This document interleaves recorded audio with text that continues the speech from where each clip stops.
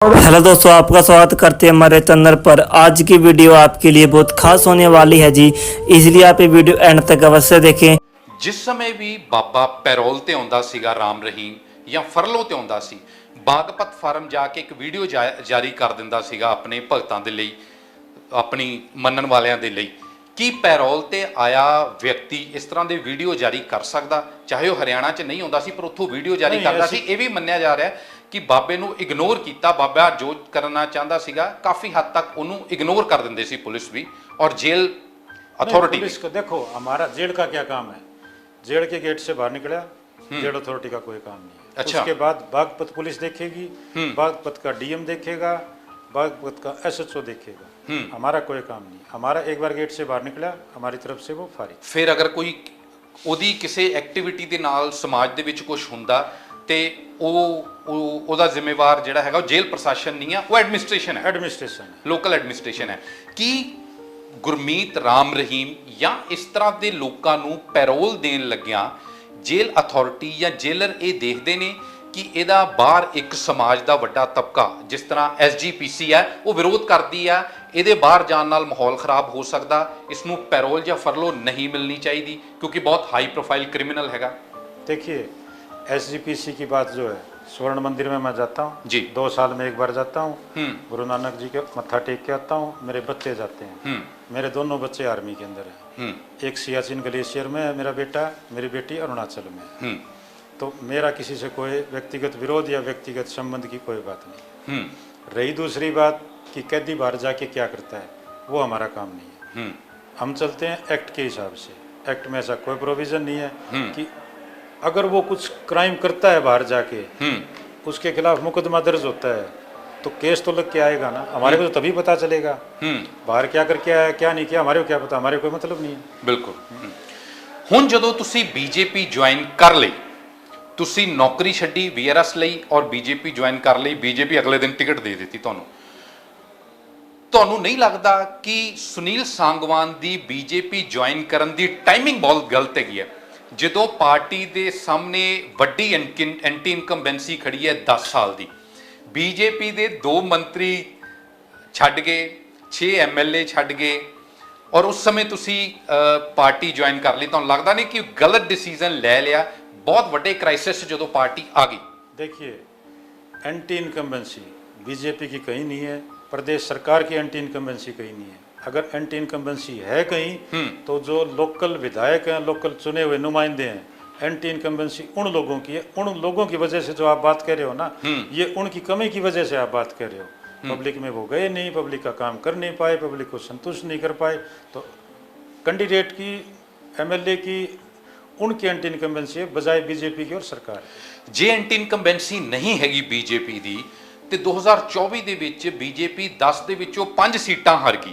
ਉਹਨਾਂ ਦਾ ਜਿਹੜਾ vote share ਸੀਗਾ 2019 ਦਾ 28% ਸੀਗਾ, 2019 ਦਾ ਬੀਜੇਪੀ ਦਾ 58% ਵੋਟ ਸ਼ੇਅਰ ਸੀਗਾ, 46% ਰਹਿ ਗਿਆ। ਕਾਂਗਰਸ ਦਾ 28% ਸੀਗਾ, 43.73% ਆ ਗਿਆ। ਤੁਹਾਨੂੰ ਕਿਉਂ ਨਹੀਂ ਲੱਗਦਾ ਕਿ बीजेपी का रिवर्स गेयर लग गया, उन्होंने एंटी इनकम्बेंसी नहीं हैगी, बीजेपी अपने डाउनफॉल वाल नहीं आ रही? आप देखिए, आप आंकड़ों पर आइए, हिंदुस्तान 1947 में आज़ाद हुआ था, लगातार अगर कोई तीसरी बार प्रधानमंत्री बना है तो नेहरू जी के बाद नरेंद्र मोदी बने हैं। वो तो निकल गई टेन्योर। नहीं, टेन्योर कहाँ निकल गई भाई? आप एमपी के इलेक्शन की तो बात कर रहे हो, ठीक है, और किसकी बात कर रहे हो? 240 सीट आई हैं बीजेपी की 2024 के इलेक्शन में। जो कांग्रेस की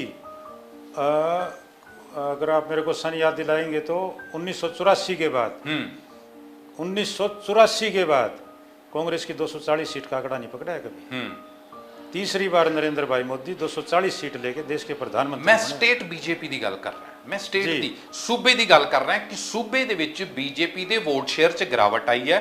जो आंकड़े मैं तुहानू दस्से ਤੇ ਤੁਹਾਨੂੰ ਕਿੱਦਾਂ ਨਹੀਂ ਲੱਗਦਾ ਕਿ ਤੁਸੀਂ ਐਂਟੀ ਇਨਕੰਬੈਂਸੀ ਦੇ ਸਮੇਂ ਪਾਰਟੀ ਜੁਆਇਨ ਕੀਤੀ? देखो, वो लोगों को बहकाया गया। ਮੇਰਾ ਸਵਾਲ ਕਹਿਣ ਦਾ ਮਤਲਬ ਇਹ ਆ ਵੀ ਤੁਸੀਂ ਰਿਸਕ ਨਹੀਂ ਲੈ ਲਿਆ ਵੀ ਇੰਨੀ ਵੱਡੀ ਪੋਸਟ ਛੱਡ ਕੇ ਇੱਧਰ ਆ ਗਏ ਔਰ ਟਾਈਮਿੰਗ ਗਲਤ ਹੋ ਗਈ ਕਿਤੇ ਪੋਲੀਟੀਕਲੀ? देखिए, जितने कामयाब लोग हैं बिना रिस्क लिए तो आप कामयाब हो नहीं पाएंगे। ਇਹ ਤੇ ਗੱਲ ਠੀਕ ਹੈ। ਇਹ ਰਿਸਕ ਲਿਆ ਤੁਸੀਂ? रिस्क नहीं, मैं कामयाब होऊंगा। ਤੁਸੀਂ ਆਪ ਹੀ ਕਹਿ ਰਹੇ ਰਿਸਕ ਲੈ ਕੇ मैं कह रहा हूँ कामयाब होऊंगा। एंटी इनकम्बेंसी ਤੁਹਾਨੂੰ ਲੱਗਦਾ नहीं हैगी? बिल्कुल नहीं है, सरकार की नहीं है, बीजेपी की नहीं है, ये मैं गारंटी से कह रहा हूँ। आप दादरी आए हैं, आप दादरी के अंदर जाके पूछिए, सरकार की एंटी इनकम्बेंसी बिल्कुल भी नहीं है। आप 2 सवाल करना कि आप बीजेपी से, सरकार से खुश हैं या नहीं, आप बीजेपी से नाराज हैं या एमएलए से नाराज हैं। ਐਮਐਲਏ ਤੇ ਠੀਕ ਹੈ, ਇੱਥੇ ਐਮਐਲਏ ਤੇ ਇੰਡੀਪੈਂਡੈਂਟ ਜਿਤਾ ਦਿੱਤਾ ਲੋਕਾਂ ਨੇ, ਉਹ ਗੱਲ ਅਲੱਗ ਹੋਗੀ ਨਾ। एंटी इनकम्बेंसी तो उसी की होगी, जनता ने जिसको नुमाइंदा बनाया अपना, उम्मीद तो उसी से होगी। हमारा परिवार हार गया था तो हमारे से उम्मीद थोड़ी ना होगी, काम तो उसका है प्रदेश से काम करवाना सरकार से। ਹੁਣ ਹਰਿਆਣਾ ਦੇ ਵਿੱਚ ਇਹ ਚਰਚਾ ਹੈਗੀ ਹੈ ਕਿ ਆਮ ਆਦਮੀ ਪਾਰਟੀ ਔਰ ਕਾਂਗਰਸ ਗੱਠਜੋੜ ਕਰ ਸਕਦੇ ਨੇ। ਜੇ ਗੱਠਜੋੜ ਕਰਦੇ ਆ ਤੇ ਬੀਜੇਪੀ ਦੇ ਲਈ ਚੁਣੌਤੀ ਹੋਰ ਵੱਡੀ ਹੋ ਜਾਏਗੀ, ਬੀਜੇਪੀ ਦੇ ਲਈ ਸਮੱਸਿਆ ਹੋਰ ਜ਼ਿਆਦਾ ਹੋ ਜਾਏਗੀ। देखिए गठबंधन कौन करता है, आप ही बताइए। गठबंधन कमजोर लोग ही करते हैं। अरे एनडीए ਦਾ ਇੰਨੇ ਪਾਰਟੀਆਂ ਨਾਲ ਗਠਬੰਧਨ ਸੀਗਾ 10 ਸਾਲ। हरियाणा में कहाँ है? हरियाणा में नहीं है। ਤੁਸੀਂ ਪਹਿਲੇ ਐਨਡੀਏ ਦੀ ਐਗਜ਼ਾਮਪਲ ਦਿੱਤੀ, ਮੈਂ ਤੁਹਾਨੂੰ ਹੁਣ ਐਨਡੀਏ ਦੀ ਐਗਜ਼ਾਮਪਲ ਦੇ ਦਿੱਤੀ। हरियाणा में कहाँ रहा गठबंधन? ਮੈਂ ਸੈਂਟਰ ਦੀ ਗੱਲ ਕਰ ਰਿਹਾ, ਉਹਨਾਂ ਨੇ ਬਹੁਤ ਕੀਤੀ। नहीं, सेंटर में कब की? पुरानी बात है। तो हो सकता है उस टाइम पार्टी, तो हो सकता है उस टाइम एनडीए ठीक है, मगर तो सवाल ये है कि ਜੇ ਤੁਹਾਡੀ ਵਿਰੋਧੀ ਪਾਰਟੀ ਗੱਠਜੋੜ ਕਰਦੀ ਹੈ ਤੇ ਤੁਸੀਂ ਕਹੋਗੇ ਕਮਜ਼ੋਰ ਹੈ।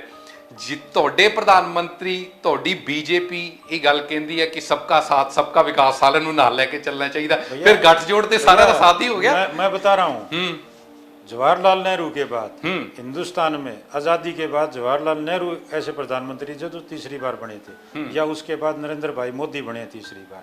1984 के बाद जब स्वर्गीय इंदिरा गांधी का मर्डर हुआ था, उस टाइम कांग्रेस की बहुमत की सरकार आई थी। 1984 89 का जो इलेक्शन हुआ था, 89 से लेकर और 2024 तक कभी 240 क्रॉस नहीं की है। और आप कह रहे एंटी इनकम्बेंसी, 10 साल नरेंद्र मोदी जी प्रधानमंत्री हैं लगातार, कहाँ है एंटी इनकम्बेंसी? ਤੁਹਾਨੂੰ ਲੱਗਦਾ ਨਹੀਂ ਹੁਣ ਐਂਟੀ ਇਨਕੰਬੈਂਸੀ ਕਿਉਂ ਨਹੀਂ ਹੈ? ਸਰਕਾਰ ਦੀਆਂ ਸੀਟਾਂ ਘਟ ਗਈਆਂ, ਆਪੋਜੀਸ਼ਨ ਇੰਨੀ ਸਟਰੋਂਗ ਹੋ ਕੇ ਆ ਗਈ। ਅਸੀਂ ਤੁਹਾਡੇ ਹਲਕੇ ਤੇ ਹੁੰਨੇ ਆਮ ਆਦਮੀ ਪਾਰਟੀ ਤੇ ਕਾਂਗਰਸ ਦਾ ਜੇ ਗੱਠਜੋੜ ਹੁੰਦਾ, ਤੁਹਾਨੂੰ ਲੱਗਦਾ ਕਿ ਬੀਜੇਪੀ ਦੇ ਲਈ ਚੈਲੰਜ ਹੋ ਸਕਦਾ? ਤੁਹਾਡੇ ਹਲਕੇ ਦਾਦਰੀ ਦੇ ਵਿੱਚ ਤੁਹਾਡੇ ਲਈ ਚੈਲੰਜ ਹੋ ਸਕਦਾ? ਕਿਉਂਕਿ 2 ਪਾਰਟੀਆਂ ਫਿਰ ਇਕੱਠੀਆਂ ਤੇ ਹੋਣਗੀਆਂ, ਵੋਟ ਸ਼ੇਅਰ ਤੇ ਵੱਧਦਾ ਹੀ ਹੈ, ਕੋਈ ਵੀ ਪਾਰਟੀ ਇਕੱਠੀ ਹੋਏ। मेरे को नहीं लगता कि दादरी छोड़ा पूरे हरियाणा में इसका गठबंधन का कोई फर्क पड़ेगा। क्यों नहीं लगता ਤੁਹਾਨੂੰ? डरे हुए ਇਕੱਠੇ ਹੋਣ ਨਾਲ ਵੀ ਕੋਈ ਫਰਕ ਨਹੀਂ ਪਏਗਾ। डरे हुए लोग हैं। ਇੱਕ ਹੋਰ ਚੀਜ਼, ਤੁਹਾਡੀ ਕਨਸਟੀਟਿਊਂਸੀ ਦੇ ਵਿੱਚ ਜਿੰਨੇ ਲੋਕਾਂ ਦੇ ਨਾਲ ਅਸੀਂ ਗੱਲਬਾਤ ਕੀਤੀ, ਉਹ ਕਹਿੰਦੇ ਇੱਥੇ ਅਜੇ ਤੱਕ ਸੜਕਾਂ ਨਹੀਂ ਬਣੀਆਂ, ਪਾਣੀ ਜਮ੍ਹਾਂ ਹੋਇਆ ਦਾ ਅਸੀਂ ਵੀ ਸੜਕਾਂ ਦੇ ਉੱਤੇ ਦੇਖਿਆ ਹਨਾ, ਸੜਕਾਂ ਟੁੱਟੀਆਂ ਹੋਈਆਂ, ਬਿਜਲੀ ਵੀ ਪ੍ਰੋਪਰ ਇਸ ਏਰੀਏ ਦੇ ਵਿੱਚ ਨਹੀਂ ਹੈਗੀ। ਹਰਿਆਣੇ ਦੇ ਹਾਈਵੇ ਵਧੀਆ ਬਣ ਗਏ, ਠੀਕ ਹੈ, ਪਰ ਹਰਿਆਣੇ ਦੇ ਅੰਦਰ ਹਾਲਾਤ ਬਹੁਤ ਜ਼ਿਆਦਾ ਖਰਾਬ ਹੈਗੇ ਆ।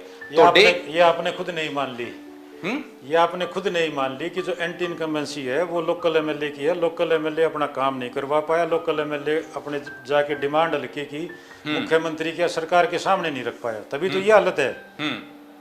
मैं दोस्तों वीडियो आपने देख ली है और ऐसी वीडियो आगे देखने के लिए हमारे चैनल को सब्सक्राइब कर लें जी।